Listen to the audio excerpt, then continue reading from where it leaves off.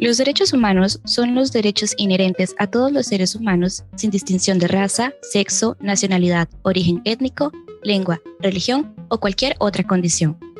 Van desde los más fundamentales, entre los cuales se incluyen el derecho a la vida y a la libertad, el no estar sometidos ni a la esclavitud ni a las torturas, a la libertad de opinión y expresión, hasta aquellos que hacen que la vida valga la pena, como los derechos a la alimentación, la educación, el trabajo y la salud, entre muchos otros. Estos derechos corresponden a todas las personas sin discriminación alguna, es decir, son derechos que tenemos simplemente porque existimos como seres humanos.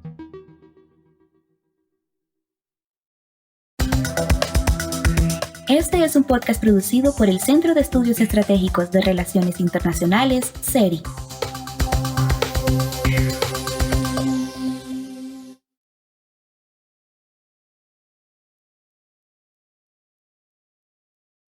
Bienvenidos y bienvenidas a la nueva temporada de Punto Global. Ya en esta tercera temporada nos encontramos muy ansiosos y también muy emocionados de poder abarcar nuevas dinámicas, también nuevas perspectivas y estar acompañados de la mano de diversos expertos, así como de las opiniones que tengan sobre los diversos temas que aquí abarquemos. De nuevo, agradecerles por estar aquí una temporada más y saludar también a Ana Esquivel.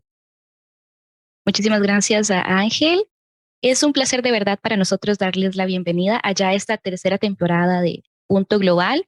Esperamos que todo lo que hemos estado preparando desde hace un tiempo salga bien y que de verdad este pequeño espacio sirva para que cada vez nos formemos más en todo lo relacionado a las relaciones internacionales y esperamos que sea un espacio de su agrado como siempre.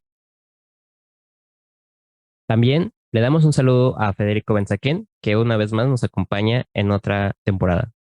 Muchas gracias, Ángel. Un placer volver a formar parte de una nueva temporada. Además, se nos suma una nueva persona a la grabación de este podcast en esta tercera temporada. Bienvenido, Matías Valente. Esperemos que sea muy fructífero nuestra conversación entre los cuatro. Y bueno, bienvenido. Bueno, muchas gracias a todos. Es un placer poder insertarme en este proyecto.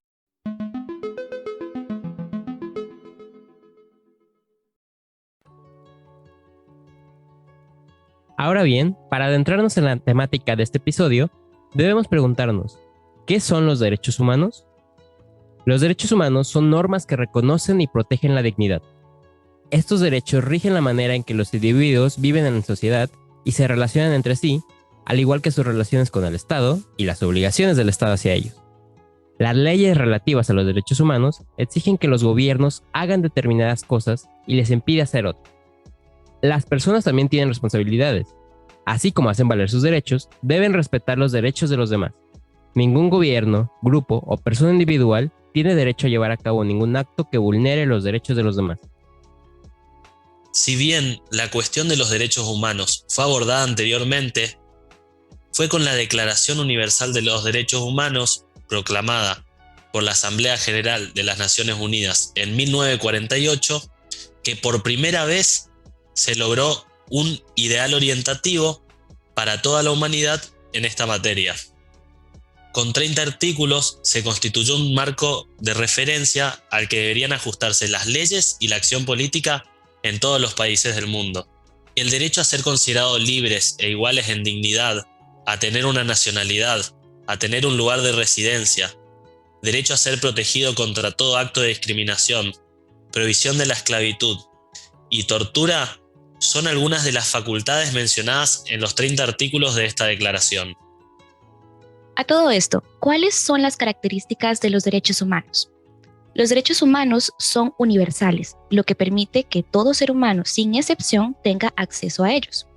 Además, los derechos humanos son normas jurídicas que deben ser protegidas y respetadas por los estados. Y si los estados no los reconocen, se les puede exigir que lo hagan, porque los derechos son innatos al individuo desde el momento de su nacimiento. Los derechos humanos son indivisibles. Cada uno de ellos va unido al resto, de tal modo que negarse a reconocer uno o privarlos de él pondría en peligro el mantenimiento del resto de los derechos humanos que nos corresponden. Los derechos humanos no se pueden violar. Ir contra ellos supone atacar la dignidad humana. Además, son irrenunciables e inalienables. dado que ningún ser humano puede renunciar a ellos ni transferir. Aún así, es importante tener en cuenta que pueden ser puestos en suspensión por un periodo de tiempo. Por ejemplo, cuando una persona va a la cárcel, se le pone en suspenso el derecho a la libre circulación que todas las personas tenemos. Hay diversos organismos que deben de garantizar su cumplimiento. Pero, ¿cuáles son los organismos que garantizan el cumplimiento de los derechos humanos? A nivel global, existen numerosos organismos e instituciones que buscan promover el respeto y la protección de los derechos humanos. Uno de los más importantes, dentro de la ONU, es la Oficina del Alto Comisionado de las Naciones Unidas para los Derechos Humanos. La ACNUR trabaja junto a los gobiernos de cada estado, las instituciones nacionales de derechos humanos, la sociedad civil, las ONG y las empresas bajo el compromiso de garantizar el cumplimiento en todo el planeta de los derechos humanos contenidos en la Carta de las Naciones Unidas de 1948. En el plano regional, existen instituciones y mecanismos regionales que también se interesan por los derechos humanos, teniendo en cuenta las consideraciones de carácter regional, como por ejemplo las costumbres, la cultura, las prácticas y los valores regionales compartidos. Los marcos jurídicos regionales dan posibilidad a aquellos cuyos derechos han sido violados de llevar su caso ante un organismo regional, siempre que el país en cuestión sea parte de este marco y que todos los recursos nacionales se hayan agotado o hayan sido considerados ineficaces. Por otra parte, las instituciones regionales de derechos humanos a menudo tienen la competencia de supervisar la aplicación y el goce de derecho a la educación, por lo general, mediante la presentación de informes. Entre ellas se encuentran el Tribunal Europeo de Derechos Humanos, la Comisión Interamericana de Derechos Humanos y la Corte Interamericana de Derechos Humanos. También la Comisión Africana de Derechos Humanos y de los Pueblos, entre otras. Fuera del ámbito público están las ONG o organizaciones no gubernamentales. Estas organizaciones son independientes y sin ánimo de lucro, que desempeñan una importante labor a la hora de promover la lucha a favor de los derechos humanos, combatir la pobreza y la desigualdad, garantizar el derecho a la alimentación, el acceso a una vivienda digna o erradicar la discriminación por cuestiones de sexo, raza o religión, son algunas de las causas que mueven a las ONG que trabajan para conseguir un mundo más justo. Sin embargo, para que no se queden solamente en buenas intenciones, es necesario que su cumplimiento esté en manos de los países que tutelan y representan a cada comunidad de individuos. De modo que son los gobiernos de los estados los responsables de proteger, respetar y garantizar los derechos humanos. Al adherir a tratados, declaraciones y convenciones internacionales, los gobiernos asumen obligaciones y deberes en virtud del derecho internacional. Todo Estado democrático se rige por un Estado de Derecho y, por lo tanto, tiene la obligación de efectivizar el cumplimiento de los derechos humanos. De esta forma, el Estado adquiere obligaciones respecto a las personas dentro de su territorio. Por ejemplo, la obligación de respetar, que significa que los Estados deben abstenerse de interferir o restringir el disfrute de los derechos humanos. La obligación de proteger, que requiere que los Estados protejan a los individuos y a los grupos contra abusos de los derechos humanos. Y la obligación de cumplir, que significa que los estados deben tomar medidas positivas para facilitar el disfrute de los derechos humanos básicos. A pesar de que los estados deben garantizar su protección, al día de hoy, en muchos lugares del mundo, esto no se cumple y se violan los derechos humanos sistemáticamente. Ahora bien, para comprender mejor los derechos humanos, es clave entender que estos son siempre cambiantes y están en constante evolución. Incluso, hoy en día, siguen siendo objeto de intensos debates. Estos debates son, hasta cierto punto, importantes. Son una prueba del enfoque pluralista, que es un requisito fundamental para la evolución de los derechos humanos. El hecho de que estos no sean una ciencia, no fijan una ideología, más bien son un espacio de desarrollo de pensamiento moral y jurídico. Son cuestiones complejas, en las que muchas veces solo pueden ser adecuadamente equilibradas caso por caso. Existe una clasificación de los derechos humanos por generaciones que evidencian su carácter progresivo y estos procesos evolutivos, según su año de creación y aceptación, así como la temática principal que abarcan. Primero arrancan los derechos de primera generación, derechos civiles y políticos. Los derechos humanos de la primera generación tratan esencialmente de la libertad y la participación en la vida política. Sirven para proteger al individuo de los excesos del Estado. A modo de ejemplo, están el derecho a la libertad de circulación, de expresión y el derecho al voto. Luego encontramos los derechos de segunda generación, los derechos económicos, sociales y culturales. Están relacionados con la equidad y la igualdad de condiciones sociales. Comenzaron a ser reconocidos por los estados nacionales y gobiernos de distintas ideologías luego de la Segunda Guerra Mundial. En esta generación encontramos los derechos al trabajo, a la vivienda, a la educación y a la salud, así como a la seguridad social. Después, si hablamos de los derechos de tercera generación, nos referimos a aquellos derechos de solidaridad, la paz y justicia, los cuales se vinculan con la solidaridad, unifican su incidencia en la vida de todos a escala universal e incluyen en ella derechos heterogéneos como el derecho a la paz, a la calidad de vida o a las garantías para desarrollar una vida digna. Los derechos de cuarta generación son aquellos derechos digitales, los cuales son la generación más nueva y se considera todavía en desarrollo. Su contenido es muy variado y de momento incluyen el derecho a existir digitalmente, derecho a la reputación digital y a la identidad digital.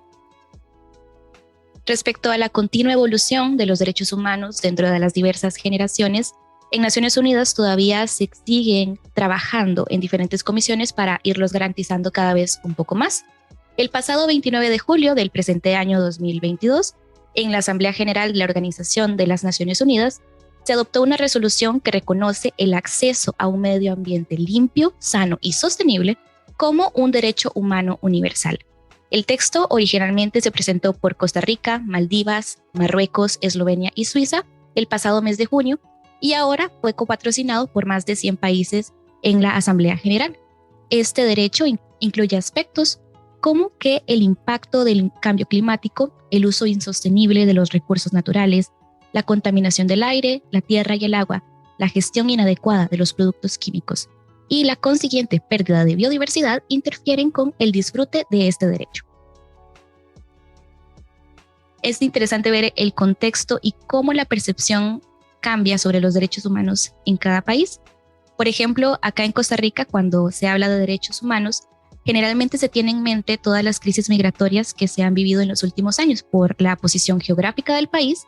Se ha vuelto lo que nosotros llamamos un puente, se ha vuelto un área de paso. Entonces hemos visto diferentes crisis con personas que vienen de África o de Cuba o inclusive las mismas migraciones en el área centroamericana. Nosotros también, por estas mismas razones, tenemos presencia en el país de varias oficinas de las Naciones Unidas que se encargan de los derechos humanos. Una de las más conocidas por la mayoría de la población es la oficina de ACNUR, que cuenta con oficinas tanto en San José, la capital, como en las fronteras con Panamá y con Nicaragua.